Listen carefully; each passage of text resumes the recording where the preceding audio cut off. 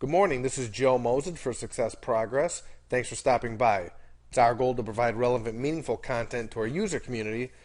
And today we're going to profile billion-dollar lessons, what you can learn from the most inexcusable business failures of the last 25 years.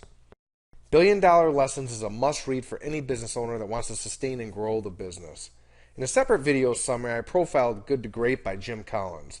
This book profiled companies that outperformed all others in their category for 15 years.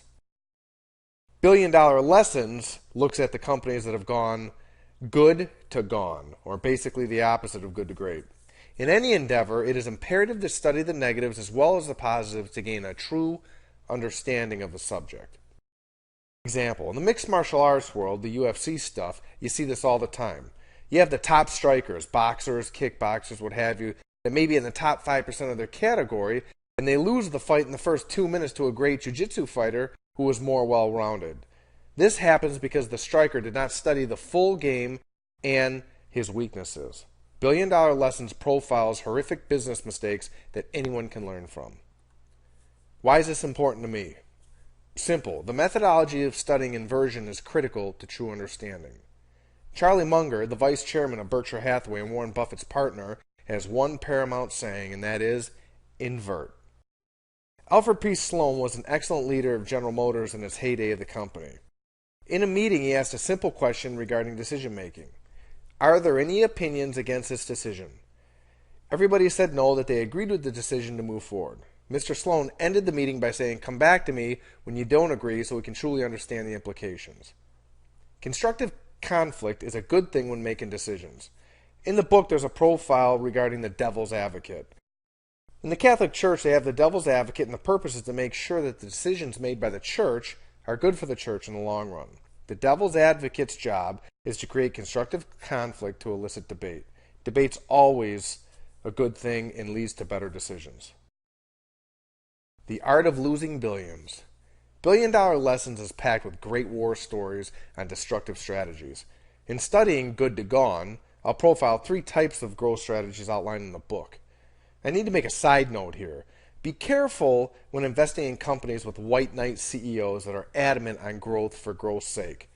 This is the destructiveness outlined throughout the whole book. Number 1, market synergies. This is a concept of selling additional services to an existing customer base. With discipline, this can have positive effects, but most of the time it results in a weak and convoluted strategy that results in losses. The idea is simple. The whole is greater than the parts. 1 + 1 = 3. Remember the AOL Time Warner merger? 1 + 1 = destruction. The real problem in this strategy has to do with integrating the companies. Most executive teams don't study the cultural implications of the integrated company, so in the end it is the execution that fails, which equals billions lost. Number 2, market roll-ups. In theory, this is a great strategy. If you look at ADT, the security firm, they grew by buying independent businesses all across the country. The idea was to streamline the operations and centralize all the back office operations. Sounds like a great idea, and if the culture and execution's plan, then it is a good idea. The problem with this is that they purchase independent businesses at a fast pace.